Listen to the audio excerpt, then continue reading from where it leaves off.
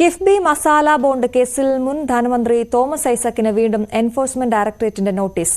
ജനുവരി 12-ന് ചോദ്യം ചെയ്യലിന് ഹാജരാകാൻ നിർദ്ദേശിച്ചുകൊണ്ടാണ് ഇഡി നോട്ടീസ് നൽകിയിരിക്കുന്നത്.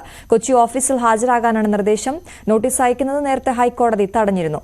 ഡാനി ഇപ്പോൾ ചേരുന്നു. വിവരങ്ങളുമായി ഡാനിയിലേക്ക് വരാം. എന്തായാലും ഇപ്പോൾ ഇഡി നോട്ടീസ് അയച്ചിരിക്കുന്നു എന്ന വാർത്തയാണ് പുറത്തുവരുന്നത്. ജനുവരി 12-ന് ചോദ്യം ചെയ്യലിന് ഹാജരാകാനാണ് ഇഡിയുടെ നിർദ്ദേശം.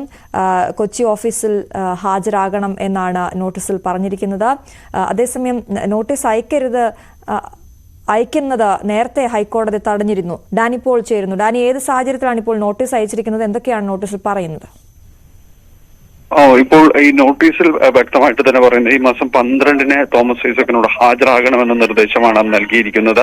ഇത് വ്യക്തമായും തന്നെയും മസാല ബോണ്ടുമായി ബന്ധപ്പെട്ട് നടത്തുന്ന ഇഡി നടത്തുന്ന അന്വേഷണത്തിന്റെ തുടർച്ച തന്നെയാണ്. നേരത്തെ ഈ കേസ് ഇതിൽ തോമസ് ഐസക്ക് ഇതിന്റെ നോട്ടീസിന് ചോദ്യം ചെയ്തുകൊണ്ട് തോമസ് ഐസക്ക് കോടതിയെ സമീപിച്ചിരുന്നു. അതിൽ പ്രധാനമായും പറഞ്ഞിരുന്നത് തന്റെ വ്യക്തിഗത വിവരങ്ങളടക്കം ആവശ്യപ്പെട്ടുകൊണ്ടുള്ള നോട്ടീസാണ്. ഇത് തന്റെ വ്യക്തി സ്വാതന്ത്ര്യത്തിലേക്ക് അടക്കമുള്ള ഒരു കടന്നുകയറ്റമാണ് ഇഡി ലക്ഷ്യമിടുന്നത്. ഇത് അനുവദിക്കേണ്ടതല്ല എന്നതടക്കമുള്ള കാരണങ്ങൾ ചൂണ്ടിക്കാണിച്ചുകൊണ്ടാണ് തോമസ് ഐസക്ക് ഹൈക്കോടതിയിലേക്ക് എത്തിയത്. ഹൈക്കോടതി ഇത് പരിഗണിക്കുന്ന വേളയിൽ ഇത്തരം ഈ തോമസ് ഐസക്ക് ഉന്നയിക്കുന്ന ആക്ഷേപങ്ങളിൽ ചില വസ്തുതകൾ ഉണ്ട് എന്നതടക്കമുള്ള കാര്യങ്ങൾ ഇഡിയോടക്കം ചൂണ്ടിക്കാണിക്കുകയും ചെയ്തിരുന്നു. അതിന്റെ അടിസ്ഥാനത്തിൽ ഇഡിക്ക് നോട്ടീസ് പിൻവലിക്കുകയും ചെയ്തിരുന്നു.